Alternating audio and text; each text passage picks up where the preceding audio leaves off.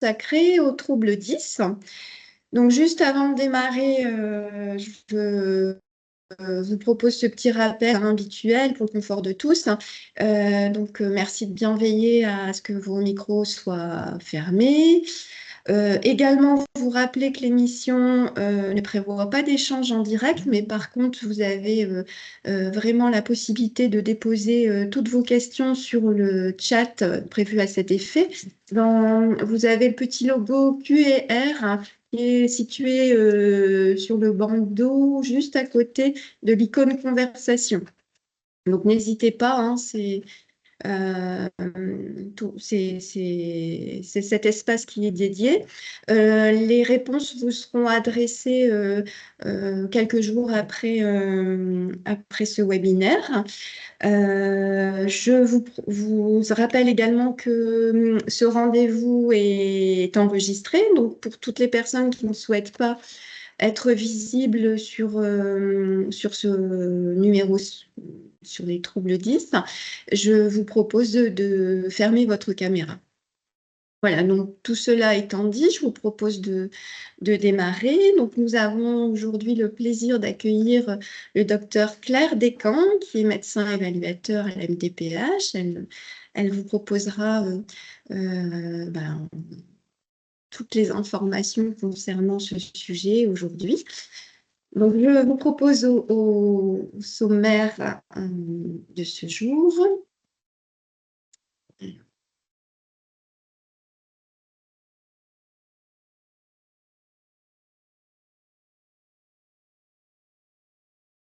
Excusez-moi, juste.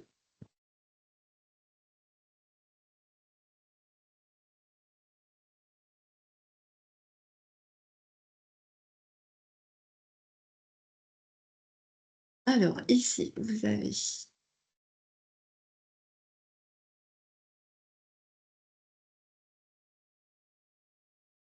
Alors, excusez-moi. Alors, au programme aujourd'hui, on vous propose donc quelques éléments contextuels et des données chiffrées. Nous proposerons de définir les troubles 10, leurs impacts sur la vie quotidienne, la manière dont ils sont détectés, repérés et pris en charge. Et enfin, une illustration par une situation concrète vous sera proposée. Donc, en introduction, donc quelques petits éléments contextuels. Selon les sources internationales, 10% des enfants d'une classe d'âge seraient atteints de ces troubles. Et les statistiques françaises parlent d'environ 6% d'enfants atteints, soit environ 1% présent, donc ce qui représente 600 000 enfants d'âge scolaire, dont 1% présentant des troubles sévères. Les troubles 10 impactent également le quotidien des adultes qui doivent trouver des stratégies pour adapter leur activité en fonction de leur handicap. Ainsi, si on considère une classe d'âge et en prenant ceux, par exemple, nés en 2020, il serait de l'ordre de 735 000, et ce qui représente 58 800 enfants par classe d'âge en France qui seraient porteurs de TSL, donc troubles spécifiques du langage et des apprentissages. L'ampleur de cette donnée démontre que la prise en compte effective des adultes et des enfants porteurs d'un TSLA est certes un problème de santé publique, mais plus généralement un problème de société. La reconnaissance des TLSA dans le champ du handicap par la loi du 11 février 2005, du fait des altérations des fonctions cognitives, est donc tout à fait légitime. Légitime par l'ampleur du problème, légitime par les répercussions en matière d'inclusion scolaire et sociale, et légitime quant aux nombreuses limitations d'activité, restrictions, participation. Pour aborder un petit peu ces éléments, une stratégie nationale dédiée aux troubles du neurodéveloppement a été actée en 2023 et cette stratégie en fait est actée pour 4 ans. Donc cette stratégie est issue de la stratégie précédente dédiée aux à l'autisme, pardon. Cette stratégie, en fait, veut aller plus loin puisque elle élargit les troubles du neurodéveloppement, donc les troubles du spectre autiste, de l'autisme, mais aussi du développement intellectuel, ce qu'on appelle le TDI, du déficit de l'attention avec ou sans hyperactivité, ce qu'on appelle les TDAH. Il inclut aussi les multiples troubles 10, donc dyslexie, dyscalculie, dysgraphie, dysphasie, dyspraxie.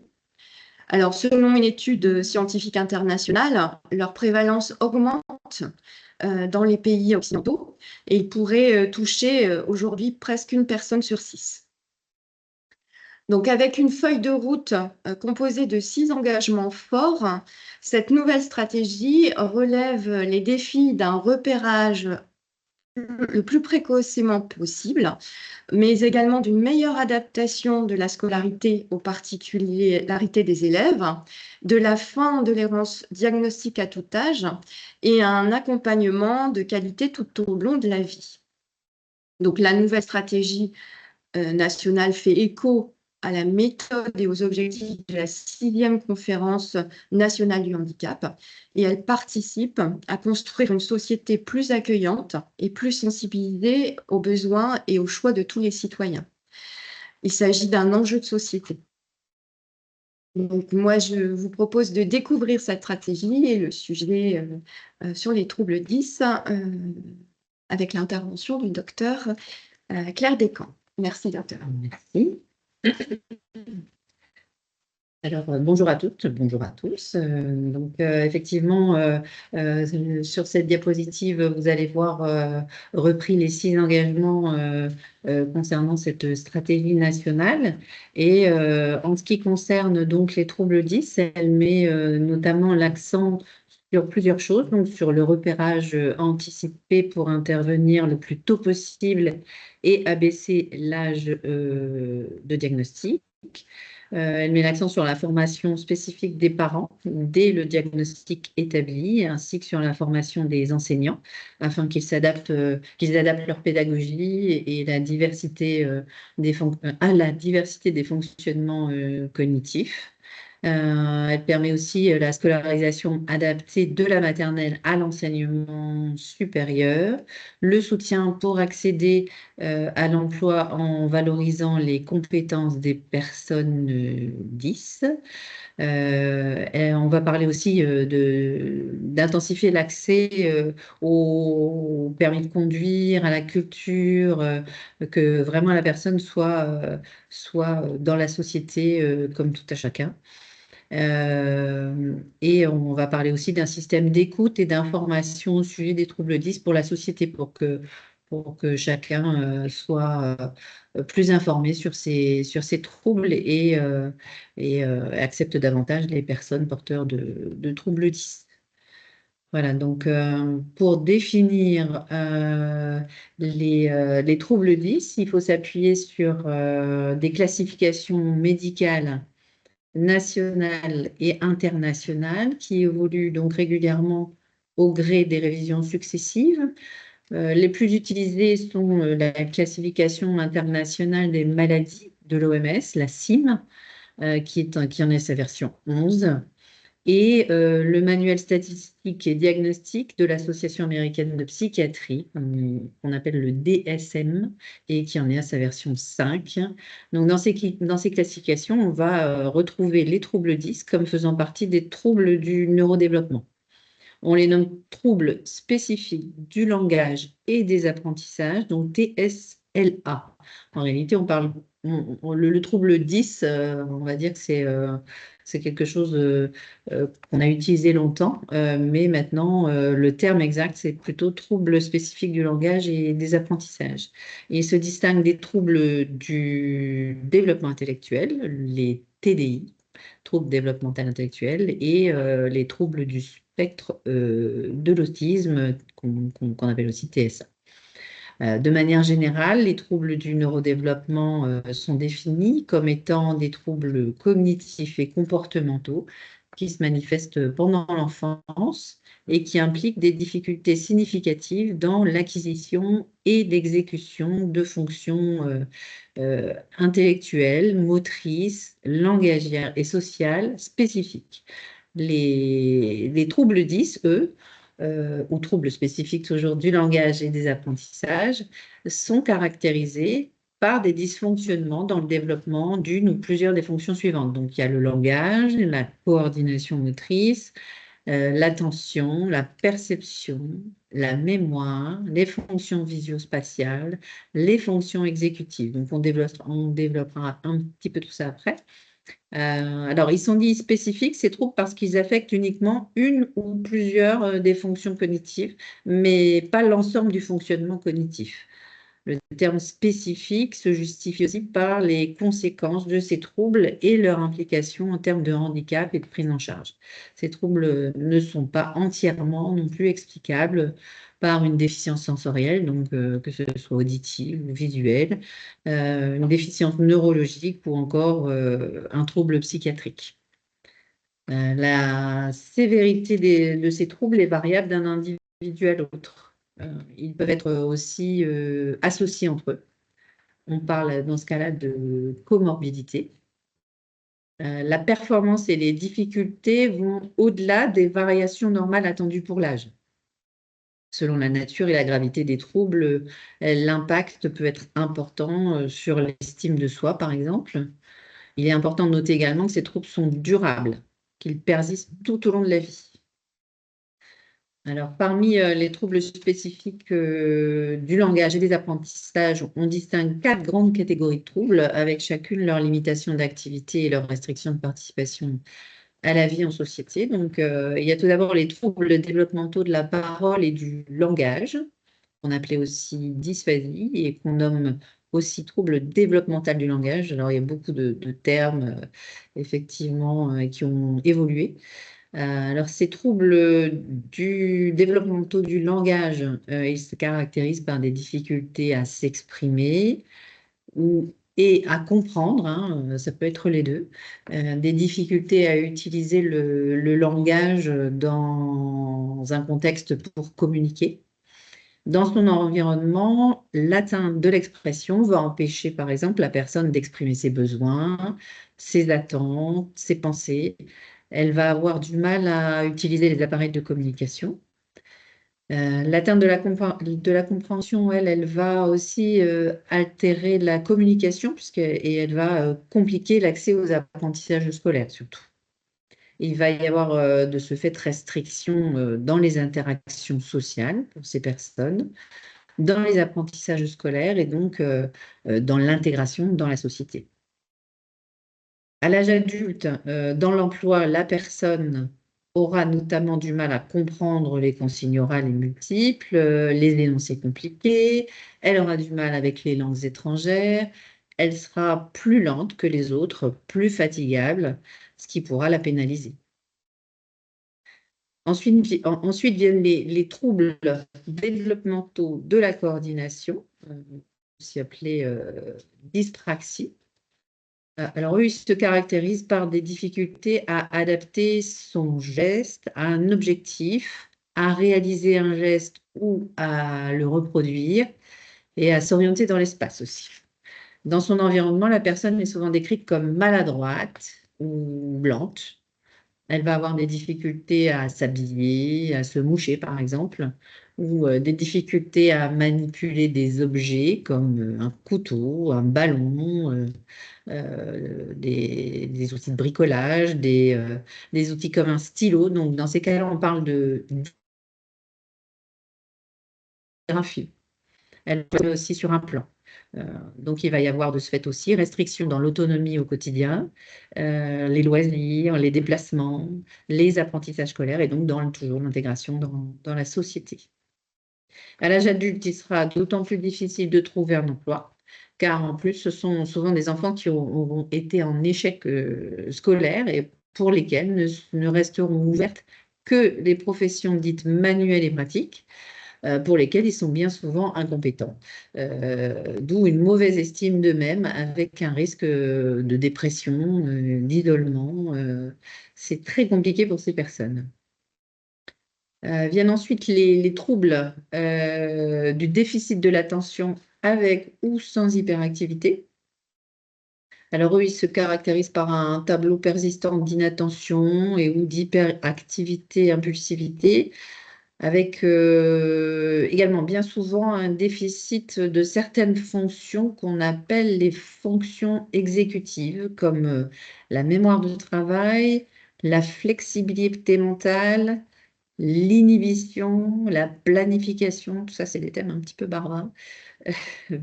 Mais dans son environnement, donc la personne va souvent avoir des difficultés à suivre un cours, par exemple, pendant plusieurs heures, à rester assise.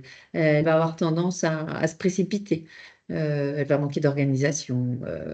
Donc ça aura également des conséquences sur les apprentissages, dans la vie de tous les jours, avec de ce fait une restriction également de l'intégration dans la société. Nous avons ensuite les troubles développementaux des apprentissages. Donc, ils se caractérisent par des difficultés à lire, donc on parle de dyslexie, par des difficultés à s'exprimer à l'écrit, donc on va parler de dysorthographie, ou par des difficultés dans les compétences en mathématiques. On parle alors de dyscalculie. Dans son environnement, la personne va avoir des difficultés à lire un texte, un panneau, des consignes. Elle va avoir du mal à les comprendre aussi quelquefois. Elle aura des difficultés dans sa scolarité, dans l'apprentissage des langues étrangères et dans toutes les situations du quotidien qui mobilisent de l'écrit. Tous ces troubles vont également restreindre l'intégration dans la société. Ça va être aussi compliqué pour ces personnes. Donc, ce qu'il faut comprendre, c'est que toutes ces personnes sont constamment dans la double tâche et que cela leur demande une énergie de dingue. À la fin de la journée, ce sont des enfants, des adultes bien souvent épuisés et qui finissent par se décourager au fil du temps si on n'est pas en capacité de s'adapter à eux, de les aider. Ces enfants ont un fort risque de décrochage scolaire, tout comme les adultes ont un fort risque de difficultés d'insertion professionnelle et sociale. Ces risques peuvent être limités par la pose d'un diagnostic aussi précoce que possible et par une prise en charge adaptée qui pourra conjuguer des interventions à la fois pédagogiques, thérapeutiques et éducatives après concertation des différents partenaires.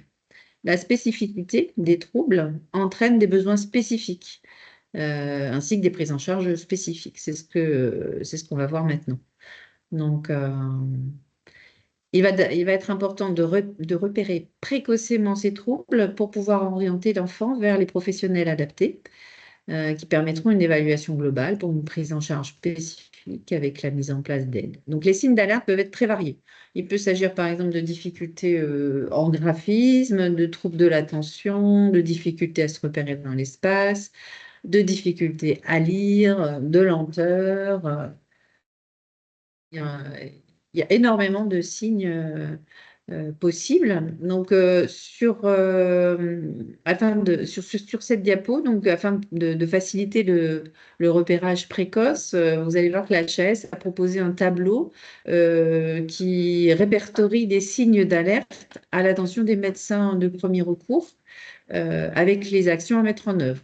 Comme vous pouvez le voir sur cette diapo et sur la diapo suivante d'ailleurs, par exemple, si à 24 mois, un enfant présente un langage très pauvre, il n'associe pas de mots, qui n'a pas l'air de bien comprendre alors qu'il communique bien, alors il faut réaliser un examen clinique, vérifier son audition et prescrire un bilan orthophonique avec une rééducation si besoin. Concernant les difficultés d'apprentissage en langage écrit, si, par exemple, au deuxième trimestre du CP, l'enfant a des difficultés en langage oral persistantes, qu'il ne fait pas le lien entre les signes écrits et le son qu'il symbolise, et vice-versa, s'il n'entre pas dans la lecture de syllabes simples, ou fait de nombreuses erreurs, alors il faut également prescrire un bilan orthophonique avec, si besoin, rééducation à la suite. Sur la diapo suivante, vous allez pouvoir également voir qu'en primaire, par exemple, toute difficulté persistante sur le nombre ou le calcul, surtout si c'est avec un trouble associé en langage oral ou en langage écrit, alors aussi, il faut prescrire un bilan orthophonique centré sur les logico-mathématiques et un bilan neuropsychologique. Ensuite, concernant les difficultés praxiques, si en fin de CP, CE1, par exemple, l'enfant présente des difficultés notables pour le graphisme, les gestes de la vie quotidienne, il a des difficultés pour s'organiser, pour manipuler les objets scolaires, s'il a du mal à se repérer dans l'espace, il faut prescrire donc cette fois-ci un bilan psychomoteur ou en ergothérapie avec toujours éducation si besoin. Donc, la collaboration avec l'école est très importante car les signes d'appel les plus fréquemment observés sont liés aux performances scolaires. Un premier état des lieux va pouvoir être établi en associant la famille, l'enseignant, le RASED, la psychologue scolaire, le médecin scolaire. Des mesures de soutien pédagogique vont pouvoir être mises en place. Mais il ne faut pas non plus s'alarmer trop vite, hein. Il y a certains enfants qui mettent plus de temps que d'autres à s'exprimer, à lire. Mais si les difficultés persistent, l'enfant devra être orienté vers des professionnels compétents pour un premier dépistage, puis vers une équipe pluridisciplinaire pour établir un diagnostic précis qui permettra à l'enfant de bénéficier d'un soutien approprié et d'aider l'entourage à comprendre que ces difficultés scolaires ne sont pas dues à la paresse ou à un manque de travail.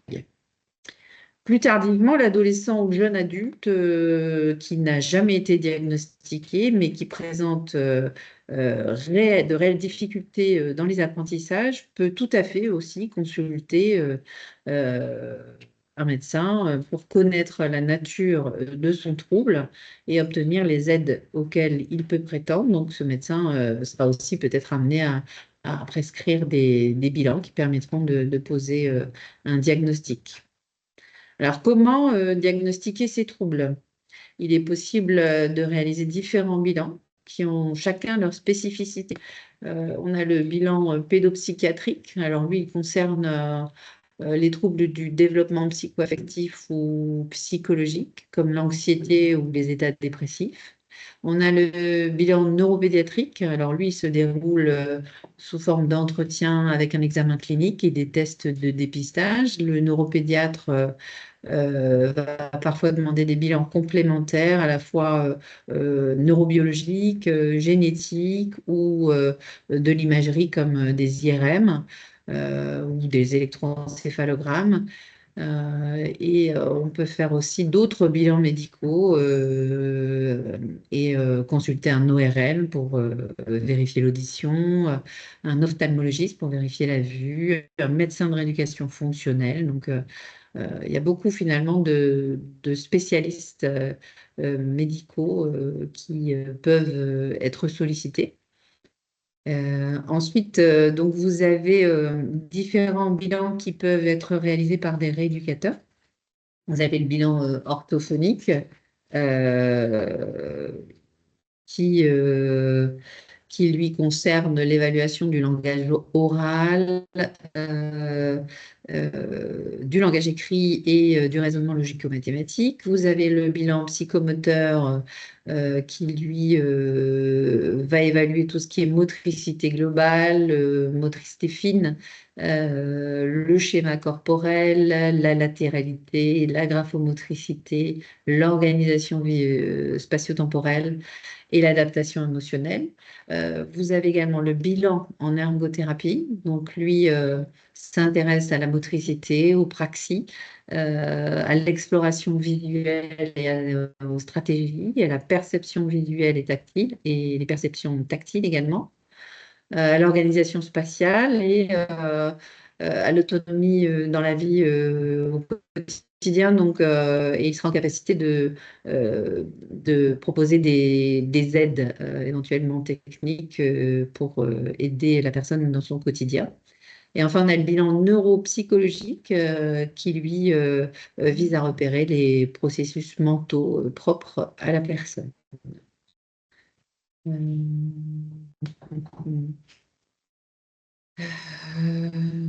Toujours en matière de... non, c'est pas ça. Alors, c'est vrai que si on revient sur la diapo d'avant, c'était pas forcément... oui, c'est ça. Euh, pardon, on peut enchaîner.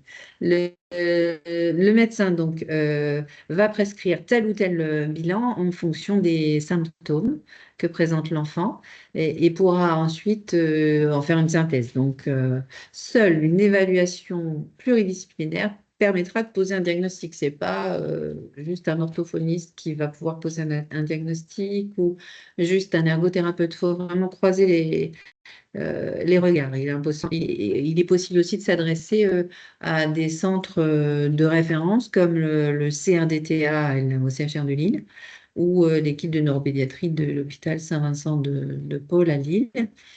On a aussi de plus en plus de neuropédiatres qui s'installent en libéral et on peut faire également appel aux médecins scolaires qui souvent sont en lien avec ces centres de référence.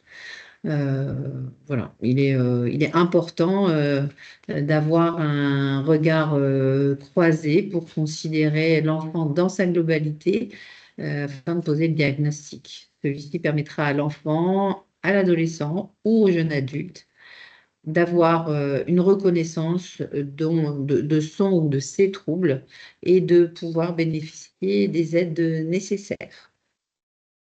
Alors, parmi les aides possibles, donc on va parler d'abord des aides en matière de droit commun. On peut citer donc les consultations médicales spécialisées, hein, comme le pédopsychiatre ou le neuropédiatre, qui vont suivre l'enfant régulièrement si nécessaire. Viennent ensuite les rééducations sur prescription médicale, à savoir la rééducation orthophonique qui va rééduquer le langage. L'ergothérapie qui va rééduquer diverses fonctions et proposer des compensations si besoin. La psychomotricité qui va rééduquer les fonctions psychomotrices. On évoquera également la place de la psychologue clinicienne dans la prise en charge de ces enfants, adolescents ou jeunes adultes qui parfois nécessitent un suivi psychothérapeutique du fait d'une baisse d'estime d'eux-mêmes, d'une anxiété, voire d'un syndrome dépressif. Ces suivis peuvent être réalisés en CAMS, donc, alors ça c'est pour les plus jeunes, sinon dans les CMP, CMPP, également libérales, ou encore par le biais de la plateforme de coordination et d'orientation. Toujours en matière de droit commun, mais cette fois-ci en milieu scolaire, les aménagements pédagogiques, des aménagements pédagogiques spécifiques vont pouvoir rapidement être mis en place par l'équipe éducative dans le cadre d'un PPRE, encore un nom barbare, un plan personnalisé de réussite éducative. Alors, c'est pour une durée limitée avec des objectifs ciblés. Et il pourra s'agir par exemple d'alléger le travail demandé, de reformuler des consignes, d'utiliser une taille ou une police de caractère adaptée. Et c'est un plan qui va être réévalué à son terme pour déterminer s'il doit être poursuivi ou non. Il sera également possible de mettre en place un PAP, un plan d'accompagnement personnalisé à la demande de la famille ou sur proposition du conseil des maîtres ou du conseil de classe. C'est un dispositif qui est réservé aux élèves présentant des difficultés scolaires durables en lien avec un ou plusieurs troubles des apprentissages. Il prévoit des aménagements et des adaptations pédagogiques, comme par exemple les prises en charge extérieures sur le temps de classe, des aménagements d'examen. Et il est formalisé donc par écrit et réactualisé tous les ans. Suite à la concertation ensemble pour une école inclusive et à la loi du 26 juillet 2019 pour une école de la confiance, il a été créé un système d'information dédié au suivi des éléments, des élèves à besoins particuliers sous forme d'un livret numérique appelé le livret parcours inclusif, LPI. Il s'agit d'une application numérique accessible depuis un ordinateur qui vise à faciliter la mise en place rapide et effective des aménagements et adaptations, la simplification de procédures de renseignement et d'édition des plans dont on a déjà parlé, le PPRE, le PAP, le GEVASCO et ce qu'on verra après, le PPS, le plan personnalisé de scolarisation. Et ça permet aussi de les formaliser. Euh, Ça permet la circulation d'informations également entre l'école et les professionnels de la MDPH via une interface dédiée. Il y a également un autre dispositif qui est également en cours d'expérimentation dans 4 départements, alors pas dans le Nord, mais dans l'Aisne, la Côte d'Or, l'Eure-et-Loir, le Var. Alors, il s'agit du pôle d'appui à la scolarisation, les PASS. C'est géré par l'Éducation nationale. Il aurait vocation à remplacer les PIAL, les pôles inclusifs d'accompagnement localisé qui s'occupe actuellement de gérer l'accompagnement des élèves à besoins particuliers par les AESH. Euh, Son objectif serait d'apporter un premier niveau de réponse et de soutien sans perdre de temps et sans nécessité de reconnaissance des troubles ou d'un handicap. Il pourrait notamment attribuer du matériel pédagogique adapté, une aide humaine, sans forcément avoir recours à la MDPH. Viennent ensuite les aides réservées aux élèves reconnus en situation de handicap par la CDAPH, avec notamment le plan personnalisé de scolarisation, le PPS. Il définit les actions pédagogiques, psychologiques, éducatives, sociales, médicales et paramédicales, répondant aux besoins particuliers de l'élève en situation de handicap. Il précise aussi les aménagements matériels ou accompagnement humain mobilisé.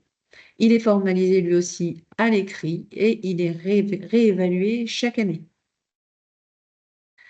Alors, qu'est-ce que le handicap? Donc, alors selon la loi du 11 février 2005, constitue un handicap au sens de cette loi, toute limitation d'activité ou restriction de participation à la vie en société subie dans son environnement par une personne en raison d'une altération substantielle, durable ou définitive d'une ou plusieurs fonctions physiques, sensorielles, mentales, cognitives, donc là, c'est ce qui va nous intéresser, ou psychiques, d'un polyhandicap ou d'un trouble de santé invalidant. Alors, comment se passe une évaluation d'un dossier à la MDPH? L'évaluation de la demande est faite par une équipe pluridisciplinaire composée de différents professionnels sur la base du projet de vie de la personne ou de son représentant légal et des référentiels nationaux comme le guide Parem. Lorsqu'il s'agit de premières demandes ou de demandes nécessitant une expertise plus poussée, le dossier peut être transmis à une équipe pluridisciplinaire spécialisée dans les troubles 10. Et donc, après évaluation par l'équipe pluridisciplinaire, le dossier est inscrit pour un passage en CDAPH et ensuite, l'usager reçoit ses notifications. Les pièces à fournir, donc pour le dossier MDPH, alors il y a tout d'abord le CERFA de demande avec le projet de vie de l'usager. Vous avez ensuite le certificat médical qui renseigne sur la pathologie principale, les prises en charge actuelles, les altérations de fonction, et surtout sur le retentissement fonctionnel des troubles dans la vie quotidienne. Si possible aussi, il est intéressant de fournir les bilans paramédicaux les plus récents quand il y a des prises en charge, notamment libérales, en CMP, en CAMS. Et ce qui est intéressant aussi, c'est de fournir un bilan psychologique avec une évaluation psychométrique, notamment pour des demandes comme des orientations en ULIS, en IME. Ça peut être, voire c'est indispensable. Donc, vous avez également le GVASCO, ça c'est pour les enfants. C'est le guide d'évaluation des besoins de compensation en matière de scolarisation. Il s'agit d'un recueil des éléments relatifs à la scolarité et cotation de la réalisation des activités scolaires par rapport à un enfant du même âge sans difficulté. Et donc, il permet l'élaboration du fameux PPS, le plan personnalisé de scolarisation. Avec tous ces éléments fournis, un taux d'incapacité va pouvoir être fixé en se basant sur le guide barème. Donc, alors, vous avez trois niveaux de taux. Vous avez le taux inférieur à 50% si les déficiences perturbent notamment les apprentissages, mais pas la socialisation. Un taux entre 50 et 79% si les déficiences perturbent notamment les apprentissages et la socialisation cette fois, et un taux supérieur à 80% si les déficiences perturbent notablement donc les apprentissages et la socialisation, et en plus avec une atteinte de l'autonomie au quotidien. Alors ça, c'est toujours comparativement à un enfant du même âge lorsqu'il s'agit d'un enfant. Les aides qui vont pouvoir être attribuées donc, pour les enfants, les adolescents, les jeunes adultes atteints de troubles 10 peuvent être soit d'ordre financier, donc il y a ce qu'on appelle l'AEH, l'allocation d'éducation enfants handicapés. Ils sont compléments qui visent à compenser la perte de salaire suite à une baisse d'activité professionnelle, à financer l'embauche d'une tierce personne et ou à compenser également des frais liés au handicap. À noter que les critères d'accès à la PCH sont rarement remplis pour les enfants porteurs de troubles de TSL.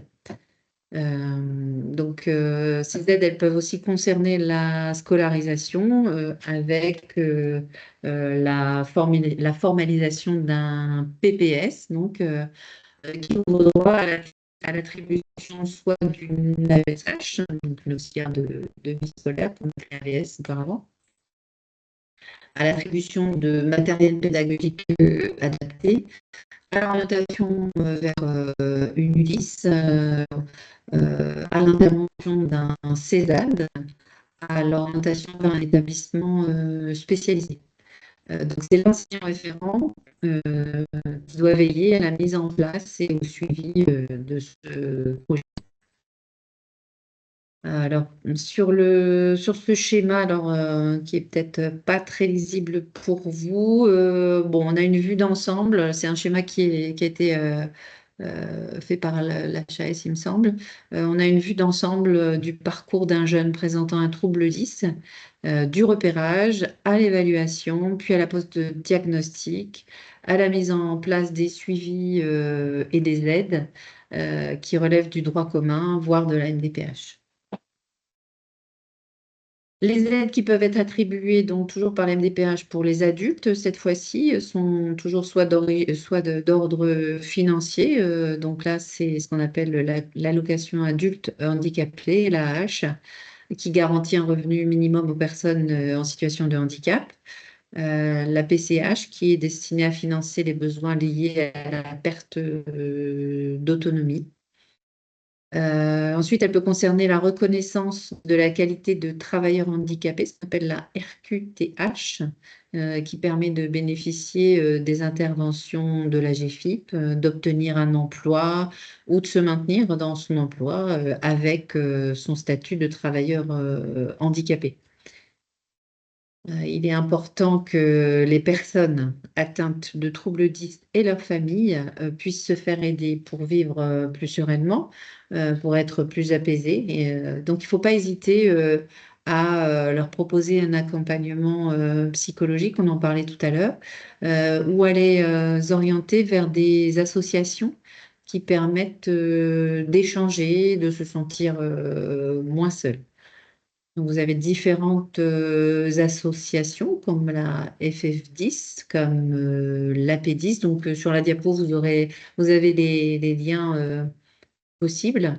Vous avez également Dyspraxie Info, il me semble. Puissance 10, alors il en a, enfin voilà, c'est une liste non exhaustive, hein. Après, selon les territoires aussi, il y a il y a différentes initiatives. Dans le Nord, vous avez également le réseau Neurodev, qui est une plateforme régionale d'expertise, de ressources, d'accompagnement et de coordination. Alors, leur site internet est également très bien fait et pourra aussi être aidant. Alors, on va vous parler d'un cas un peu concret pour illustrer un peu le parcours d'un enfant porteur d'un trouble 10. Il s'agit du petit Louis.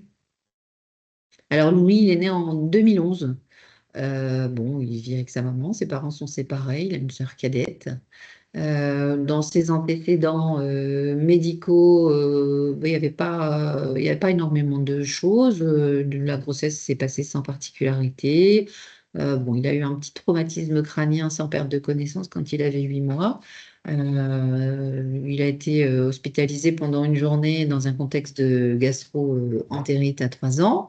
Il a un petit souffle cardiaque et une énurésie nocturne primaire, donc sur une immaturité vésicale avec hyperactivité vésicale. Donc sa maman l'emmène régulièrement à la PMI euh, pour un contrôle au niveau développemental tous les mois. À partir de l'âge d'un mois, il est vu par la PMI. Donc au niveau de son développement, il est noté une marche acquise à 1 an, donc dans la norme. Et au niveau du langage, on note d'abord un retard avec à 12 mois, Louis ne sait dire que dada ou tin pour tien. À 16 mois, il dit 5 mots seulement. À 24 mois, il n'associe pas les mots. Il ne nomme pas les images. Il pointe du doigt pour faire des demandes, mais sans plus. Donc, la PMI décide à ce moment-là de faire réaliser un bilan ORL, euh, ce qui va être fait, qui va permettre de montrer qu'il a une audition normale. À 33 mois, à l'entrée en maternelle, il y a toujours un retard de langage qui est noté avec un enfant qui parle peu, des difficultés de séparation, une fragilité notée aussi sur le plan relationnel. Donc, la PMI va aussi prescrire un bilan orthophonique et orienter vers le CMP de secteur. Donc, ce bilan orthophonique, il est réalisé quand Louis a 4 ans, en mars 2015, en libéral. Il est noté un langage très réduit, une hypotonie buccale, des mots réduits à la syllabe initiale, l'absence de phrases. Et donc, il y a une rééducation orthophonique qui est débutée à raison d'une séance par semaine. Il y a également mise en place d'un suivi au CMP avec des consultations avec le pédopsychiatre 1 fois par mois, la participation à un groupe encadré par une psychologue et une psychomotricienne. Et en maternelle, parallèlement, est mis en place ce dont on parlait tout à l'heure, un PPRE. Et l'accompagnement par un enseignant du grade, donc dispositif d'aide spécialisé pour les élèves à besoins éducatifs particuliers. Alors, durant son année de grande section, la psychologue scolaire est interpellée par l'enseignante pour l'évaluer au vu des difficultés qui sont rapportées. Le bilan psychologique réalisé donc en novembre 2016 note un enfant appliqué et réfléchi, mais qui présente des difficultés de compréhension et qui est difficilement intelligible en grande section. Ce bilan permet d'éliminer le diagnostic de déficience intellectuelle. Euh, il est noté que Louis a de bonnes capacités, mais qu'il ne parvient pas à les mobiliser. La psychologue préconise un maintien en maternelle.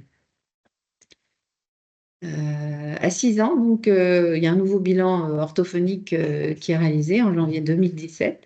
On note que Louis est en progrès, mais qu'il présente encore un trouble du langage très important, principalement sur la phonologie en expression, mais également au niveau de la compréhension syntaxique, donc c'est les phrases, et des compétences métaphonologiques. Donc la rééducation orthophonique se poursuit malgré les dispositifs donc, de droit commun mis en place. Donc, on parlait de l'orthophonie en libéral, du suivi au CMP, du PPRE, de l'intervention du grade. Il est noté donc en fin de cursus maternel, durant l'année scolaire donc 2016-2017, un enfant qui n'a pas acquis les acquis attendus en grande section de maternelle, qui ne réalise pas les activités de sa classe d'âge, qui présente d'importantes difficultés en langage oral, des difficultés à rentrer en communication, des difficultés à comprendre les consignes, qui a du mal à découper, qui est fatigable, qui a du mal à suivre un parcours de motricité, qui a du mal à mémoriser. Et qui se sent pas très bien à l'école et qui ne veut plus d'ailleurs aller à l'école. Donc, face à ces constats, la famille ainsi que les différents professionnels réunis sollicitent la MDPH afin d'obtenir la possibilité de maintenir donc Louis en maternelle. Sans ça, il n'est pas possible de doubler la classe de maternelle. Donc, et sollicite également l'accompagnement par une AESH mutualisée dans le cadre d'un PPS, d'un plan personnalisé de scolarisation pour la rentrée de septembre 2017. On demande aussi à ce que Louis puisse être vu par une neuropédiatre. Alors, les rendez-vous peuvent parfois être longs à obtenir, donc c'est en attente. Et donc, à la rentrée scolaire de 2017-2018, Louis est maintenu en grande section avec des aménagements pédagogiques, l'accompagnement par une auxiliaire une AESH mutualisée. Et il poursuit toujours ses suivis en CMP et en orthophonie en libéral. Donc, il vient un peu plus volontiers à l'école. Il communique davantage avec l'adulte, en tout cas, malgré ses difficultés importantes de langage, mais il manque énormément de confiance en lui. Les interactions sociales avec ses pairs, ça reste assez limité. Et le décalage reste quand même important au niveau des apprentissages scolaires. Donc, face à ces constats, de nouveau, la famille, les différents professionnels, ainsi que l'enseignant référent, cette fois-ci, réunis, sollicite de nouveau la MDPH afin d'obtenir l'intervention d'un CESAD, donc spécialisé dans l'accompagnement des enfants avec troubles développementaux du langage, pour permettre à Louis de bénéficier d'une prise en charge pluridisciplinaire plus intense, en plus de l'accompagnement de l'AESH mutualisé en classe. Il y a également une demande d'allocation enfants handicapés qui est formulée à cette occasion. Donc pour l'année scolaire 2018-2019, Louis est scolarisé en CP avec les aménagements pédagogiques, l'accompagnement par son AESH mutualisé, la poursuite des suivis en CMP en orthophonie parce que il n'y a pas tout de suite de la place au CESAD TDL. Dans l'entrefaite, il a pu être vu en consultation de neuropédiatrie au CEL de Roubaix. Et là, donc la neuropédiatre, avec tous les éléments qui lui ont été fournis, a pu poser le diagnostic de trouble développemental du langage oral, avec trouble de l'attention et troubles praxiques. Elle note également qu'il y a un retentissement donc notable sur les apprentissages et sur l'adaptation sociale. Donc, ses préconisations, c'est de poursuivre la scolarisation avec les aménagements pédagogiques déjà en place, l'auxiliaire, l'AESH, mais cette fois-ci plutôt individualisé, de poursuivre les suivis dans l'attente d'une prise en charge en CESAD. Elle prévoit également de faire des bilans à visée étiologique, hein, pour essayer de trouver une cause à ces difficultés, à ce trouble. Donc, elle va prescrire une IRM, un bilan métabolique, un bilan génétique qui tous vont revenir normaux. Et donc, elle souhaite le revoir à la fin de son année de CP pour voir où il en est. Euh, donc, après, en janvier 2019, bon, il est toujours en très grande difficulté. De ce fait, l'enseignant référent sollicite l'intervention du D2IS. Donc, c'est un dispositif d'intervention pour l'inclusion scolaire réservé aux élèves ayant une notification de CESAD, mais n'étant pas encore pris en charge, faute de place, et qui sont en risque majeur de décrochage scolaire. Donc, on ne mobilise pas ce dispositif pour tous les enfants qui sont en attente de place en CESAD. Il est uniquement mobilisé pour les enfants qui sont en risque majeur de décrochage scolaire, ce qui est le cas de Louis. Donc le D2IS va pouvoir venir en soutien en permettant, par exemple, pour Louis, d'intensifier la rééducation orthophonique qui n'était pas possible en libéral. Euh, donc, suite aux préconisations de la neuropédiatre, donc la famille de nouveau, les différents professionnels, ainsi que l'enseignant référent sollicitent donc d'obtenir cette AESH individualisée pour la rentrée suivante, ainsi qu'une orientation alors, vers un établissement spécialisé donc spécialisé lui, bon, alors qu'il est dans la classe des IME, mais il est spécialisé dans l'accueil, dans l'accompagnement des enfants porteurs d'un trouble développemental du langage avec troubles associés et en décrochage scolaire. Donc, c'est au cas où on sent que dans l'année suivante, Louis n'arrivera pas à suivre le rythme et qu'il sera en décrochage scolaire. En juillet 2019, donc, il revoit la neuropédiatre et donc au vu de la stagnation de Louis au niveau des apprentissages scolaires et de l'intensification du trouble du langage avec troubles associés, de l'intensité, pas de l'intensification, donc c'est elle qui préconise effectivement l'orientation vers cet établissement spécialisé qui s'appelle l'ISETA et qui se situe à Lincel. Donc, à la rentrée de septembre 2019, donc Louis a été finalement accueilli à l'ISETA de Lincel, où il est encore accueilli aujourd'hui.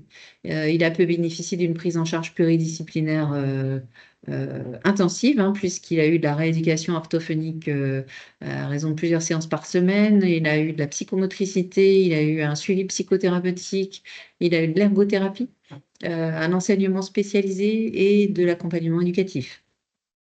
Donc, cette année scolaire 2024-25, Louis a 13 ans.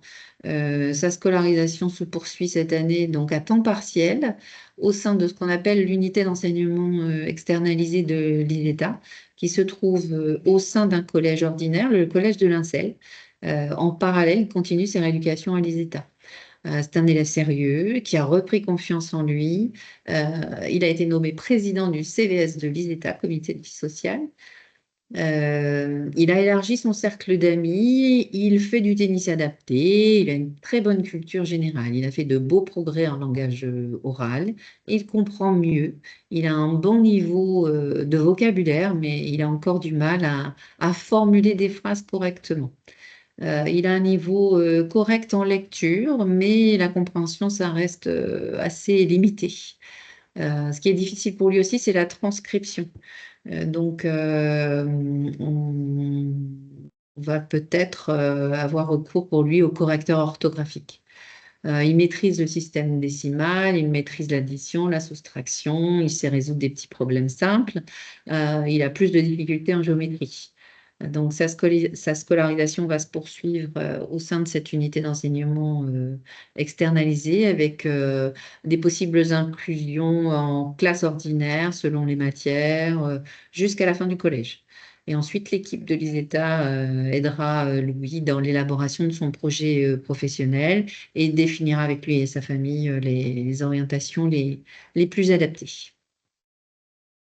Donc c'est un beau parcours finalement qui illustre bien la présentation qu'on vous a faite.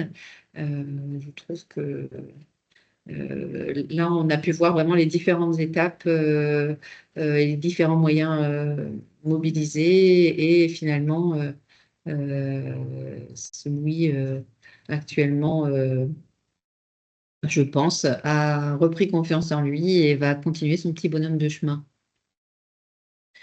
Alors, je vais peut-être repasser la main à ma collègue. Voilà. Merci, docteur Descamps. Alors justement, pour poursuivre sur cette note quand même positive hein, de ce parcours, on vous propose deux petits témoignages. Donc un témoignage surtout d'une adulte ayant rencontré aussi un parcours complexe, mais qui en a fait une force, ainsi que un aspect culturel au travers d'une comédie musicale qui a été réalisée et forgée justement entre la rencontre du théâtre, du monde de la musique et de la danse.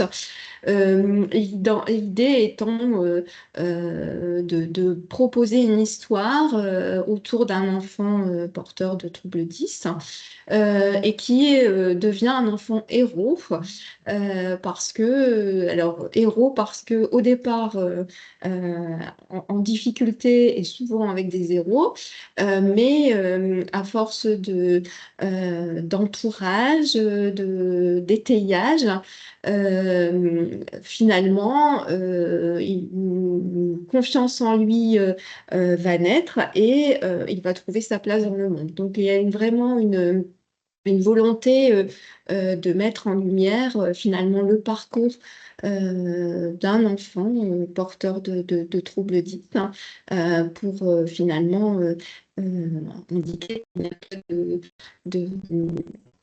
pas de fatalité et effectivement que les places pour ces enfants sont effectivement importantes dans la société et surtout grâce à un étayage complet. Donc on vous propose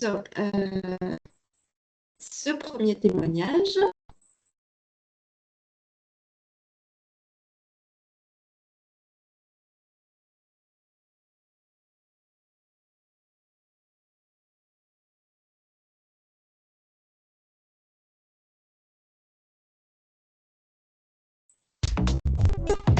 Je m'appelle Sandra Caudrevier, j'ai 50 ans et je suis éditrice, ou plutôt éditrice, puisque j'ai monté une maison d'édition pour les personnes qui ont des difficultés de lecture ou d'apprentissage comme moi.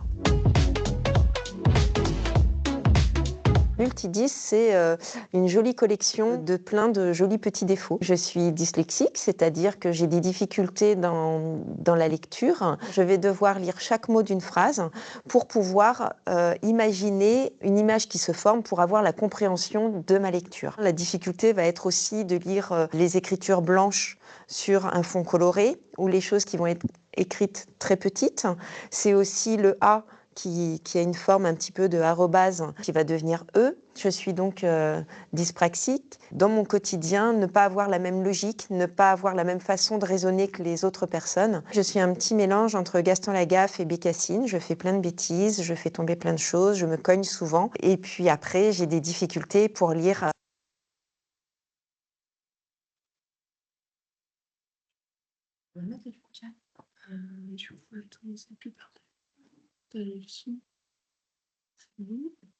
Je suis un petit mélange entre Gaston... Du coup, ça serait bien parti.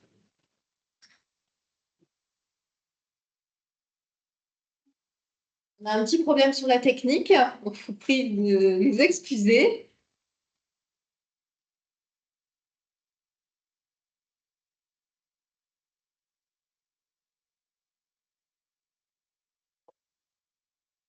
La gaffe et bécassine, je fais plein de bêtises, je fais tomber plein de choses, je me cogne souvent. Et puis après, j'ai des difficultés pour lire certaines choses dans mon quotidien.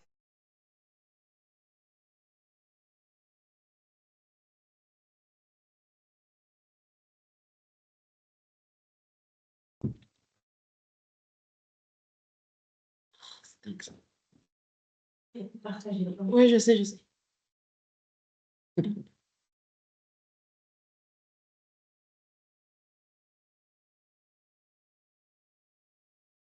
Merci.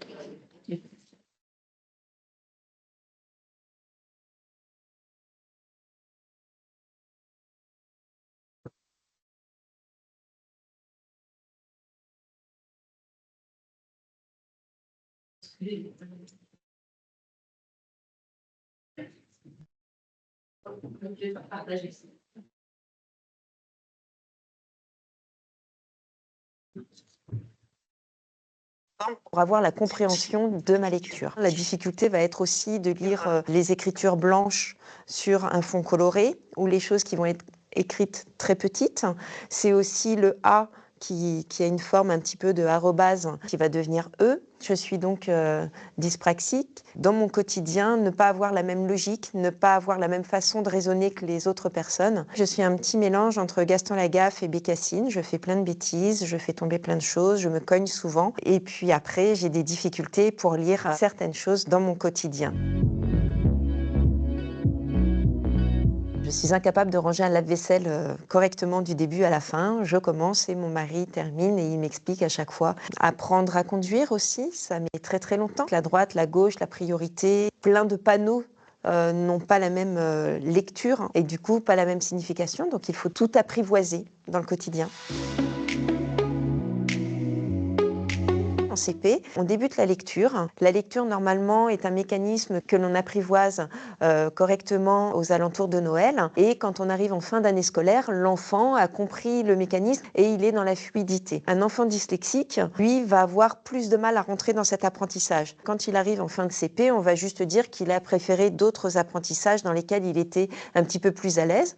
Il va arriver en CE1. En CE1, on va lui donner des énoncés de mathématiques, on va faire des dictées, on va se rendre compte que de plus en plus, l'enfant va avoir du mal à suivre, va avoir une mésestime aussi de soi, mais l'enfant va passer en CE2. Parents et enseignants vont mettre les choses en place pour détecter une dyslexie ou un autre trouble si besoin. Et cette maison d'édition, j'ai voulu la monter pour aider enfants comme adultes qui ont des troubles neuroatypiques, qui ont des difficultés d'apprentissage, mais aussi un petit peu de mésestime de soi et dire que si, on peut y arriver aussi bien que les autres.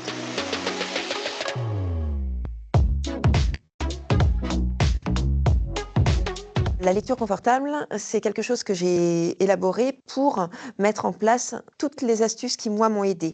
Je les ai ensuite fait valider par des orthophonistes, par des enseignants, mais aussi par des lecteurs. En gros, dans lecture confortable, ce qu'il faut retenir, c'est que le confort, c'est pour tout le monde. Je vais vous montrer un petit livre. On va voir déjà que la page est très aérée. Il y a beaucoup de blanc, très peu de noir, des doubles espaces entre les mots, avec la première de majuscule et la dernière de ponctuation. Elle sera en gras et en couleur, ce qui va permettre à l'œil de bien se positionner. Ça va être le A qui a repris un ventre, donc un A bien rond. Les doubles interlignes, c'est aussi pour éviter à l'œil de tricoter, c'est-à-dire de prendre le premier mot, d'aller sur la deuxième ligne, de remonter.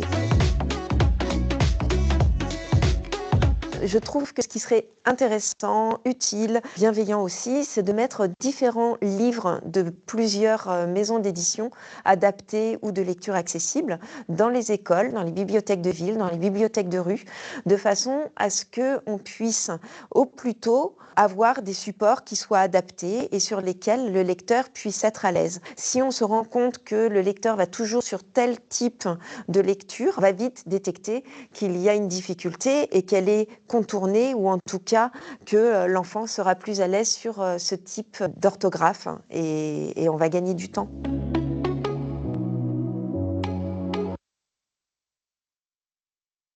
Alors voilà pour ce premier témoignage. On vous propose donc d'enchaîner sur la comédie musicale par la compagnie La Femme et l'Homme debout.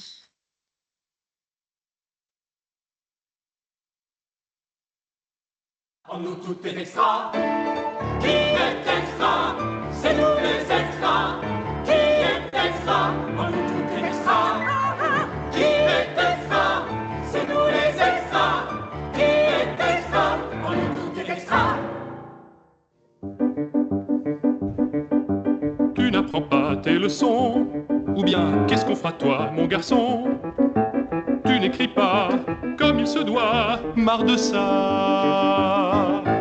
Peut mieux faire. Toujours le même commentaire. Peut mieux faire. Pour eux je fais toujours tout de travers. Oh. Peut mieux faire. Faut tout faire en un éclair. Peut mieux faire. Pour moi l'école est un enfer.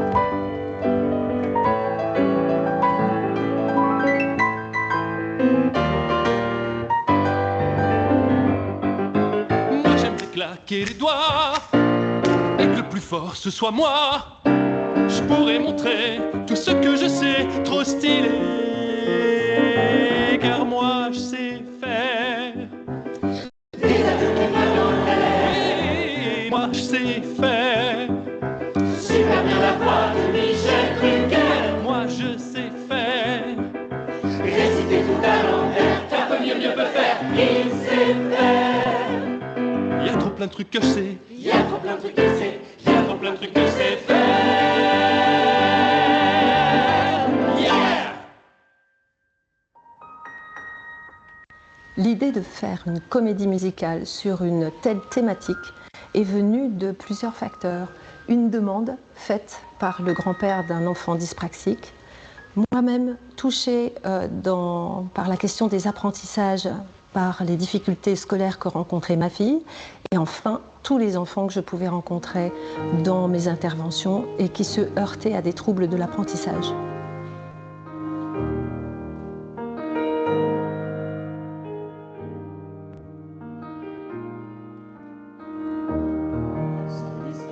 Moi, ce qui m'importe dans le travail avec les enfants, c'est de révéler avec eux, en eux, leur capacité d'émerveillement et leur capacité à créer de l'émerveillement et du merveilleux. C'est-à-dire que même si on aborde des situations qui sont de quotidienneté, etc., on reste sur un plateau de théâtre, on raconte une histoire, on raconte une fable, et on a tous cette capacité à toucher l'autre au cœur, au sensible.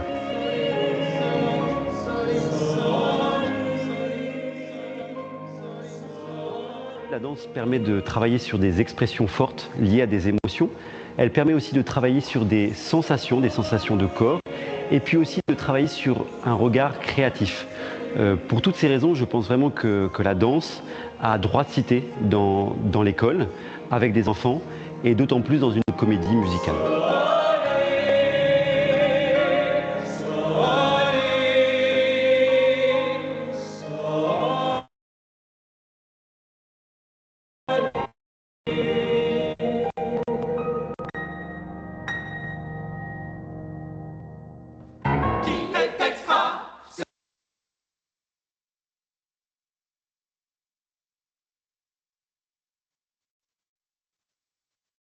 Alors, merci donc à vous pour votre participation, votre mobilisation. Je vous propose, je pense que l'émission, voilà, enfin l'émission, le rendez-vous touche à sa fin. Juste une information complémentaire, si vous voulez aller plus loin sur les éléments concernant la scolarisation des enfants. Et je vous rappelle un rendez-vous d'une heure pour l'autonomie avait été dédié au sujet de la scolarisation des enfants en situation de handicap en février 2024. Donc, je vous encourage de nouveau à le visionner. Pour rappel, tout est disponible sur le site YouTube. Je vous remercie, docteur Descamps, pour votre participation, votre implication, votre témoignage. Je vous indique le prochain temps dédié donc, à ce rendez-vous, le 24 juin prochain, avec un sujet autour d'une méthode d'accompagnement qui s'appelle reprise. Donc voilà, vous êtes invité à vous inscrire, en tout cas enregistrer ce temps pour le mois prochain. Je vous souhaite donc une belle journée et puis à très bientôt. Merci. Merci à vous. Au revoir. Au revoir.